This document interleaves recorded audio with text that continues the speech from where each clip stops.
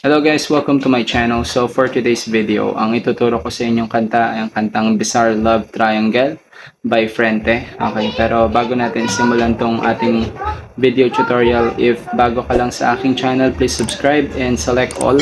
Okay, sa notification, select all. So tara simulan natin guys. Mga chords natin, tatlo lang sa buong kanta. F major 7, G, okay, and then E minor. Yun lang mga chords natin, tatlo lang. And then ang bilang ng string guys, first string, second string, third string, fourth string, fifth string, and sixth string.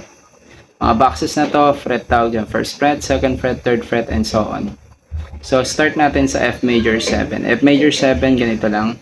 So ito dito sa second string, ito dito sa third string, ito dito sa fourth string, and then G, ito dito sa first string, ito naman dito sa second string, ito dito sa sixth string, ito dito sa fifth string, and then E minor. E minor, dalawang chords lang yan guys. Ito dito sa fifth string, ito naman dito sa fourth string. So yun lang guys, paulit-ulit lang yan. So yun lang yung mga chords natin, paulit-ulit lang siya. Pagkakasunod-sunod, F major 7, punta ka ng G, punta ka ng E minor, balik ka sa F major 7. Paulit-ulit lang yun hanggang matapos mo yung buong kanta.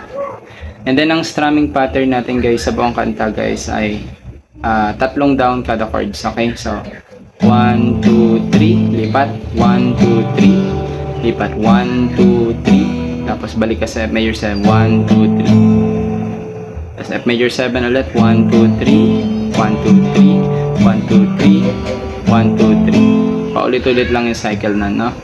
Sa intro, isang down na C. Ganun. Okay? So, ganun lang siya guys. Tara, kantahin na kagad natin siya, no? Okay. Every time I think of you, I get a shot right through into a bolt of blue. It's no problem of mine, but it's a problem of mine. Living a life that I can't leave behind.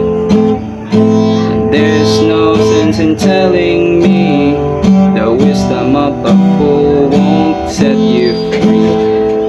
But that's the way that it goes, and it's what nobody knows. Every day my confusion grows. Chorus na, no? So, every time I see you falling, I get down on my knees and pray, waiting for the final moment to say the words that I can say.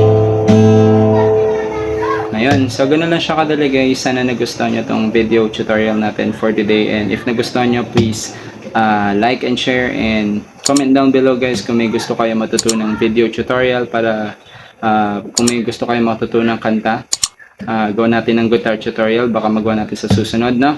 So yun lang guys, kita-kits na lang ulit tayo sa susunod na video. Bye!